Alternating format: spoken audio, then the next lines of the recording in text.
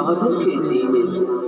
अगर ऐतराज है इस जमाने को दो दीवानों के जीने से, तो ऐ खुदा हटा दे इस दिल का सिस्टम सीने से।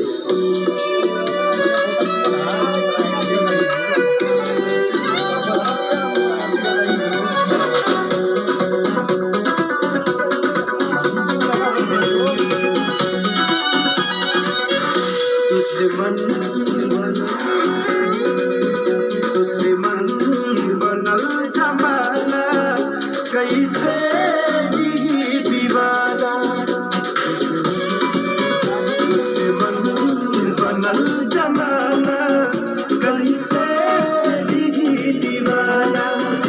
अपना भइल बेगाना हो, अपना भइल बेगाना कैसे जी दीवाना। दुश्मन बनल जमाना कैसे जी दीवाना। दुश्मन बनल जमाना कैसे जी दीवाना।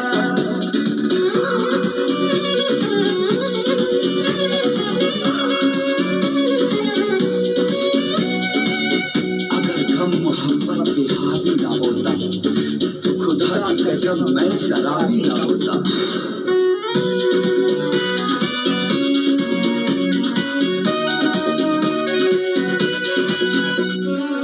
केहू न बेवफा झूठों सब बदनाम करे। समय के चोट पर मरहम ना कोनो काम करे।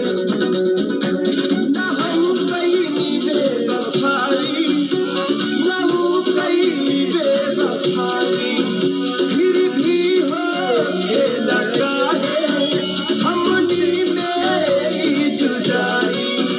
सभी लुटी गई खजाना, सभी लुटी गई खजाना कैसे जी दीवाना।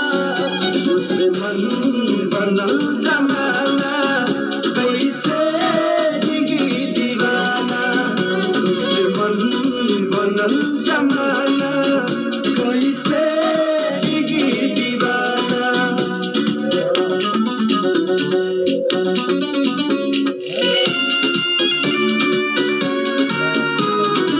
टूट कर ना जाने कब का बिखर गया होता।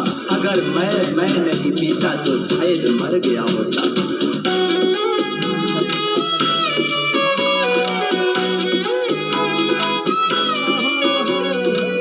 रास न आवे मोहब्बत का है जमाना का, काहे ना होला बुरा हाल हर दीवाना के।